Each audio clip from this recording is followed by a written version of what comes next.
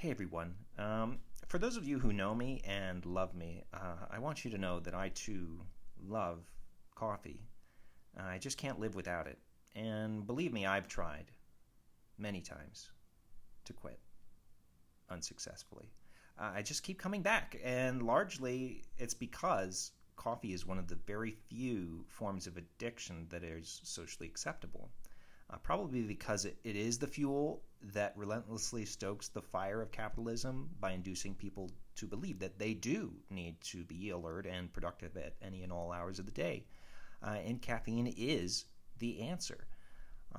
Personally, I've tried all different types of coffee: French press, espresso, espresso, Nespresso, instant coffee, pour over, pour under, pour in between, drip coffee, through an IV drip, Turkish coffee, Americano, cappuccino, frappuccino, slappuccino, which is where you quickly chug a whole cup of cappuccino and then have someone slap you in the face immediately afterwards.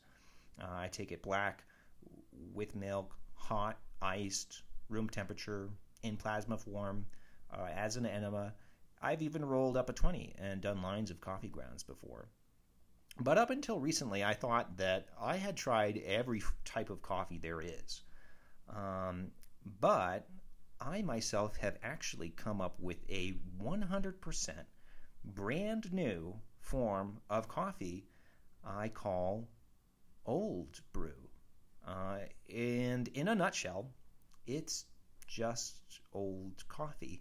But I've decided to elevate the experience of drinking aged coffee so that I can capitalize on the aesthetic rebranding of what some might otherwise call garbage, so that I can sell it to ignorant consumers for an exorbitant amount of money. And Old Brew can be prepared and served in a number of different ways. You can leave it in a French press or in an uncovered mug overnight, using old coffee beans past their expiration date. The older the better, usually. You can even reuse an old drip coffee filter with the same grounds in it.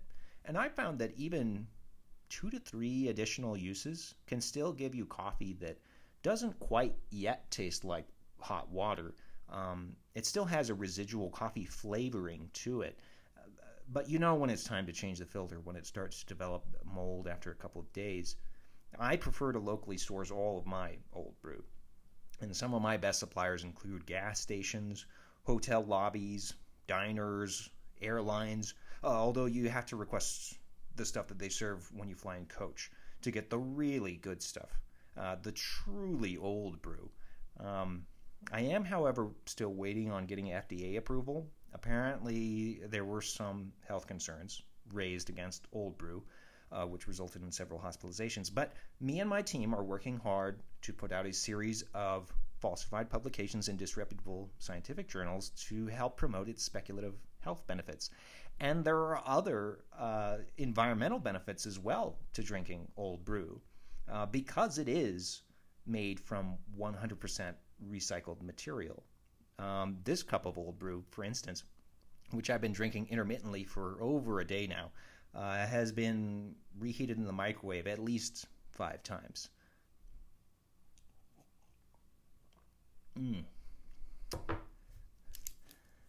Flavor notes: charcoal, silty texture, and a hint of black currant.